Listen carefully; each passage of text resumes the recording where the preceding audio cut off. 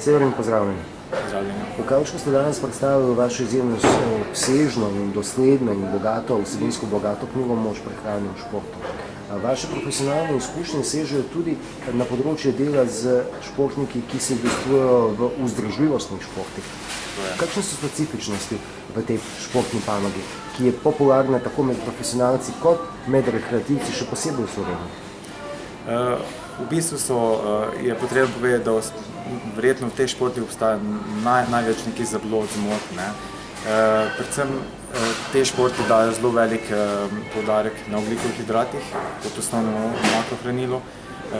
Potrebno pa je dodati, da veliko športnikov se napačno prehranjuje, pomeni, da uživajo premalo maščob in premalo beljakovin. Vsekakor je potrebno dati poudarek ogljikovim hidratom. Posebej pa izpostavil, da naj bodo pozorni na vnos drugih makrohranil, ker ob nezadostnem vnosu tudi njihova regeneracija slabša, s tem pa tudi njihova zmogljivost in končni uspeh. Hvala, Severin.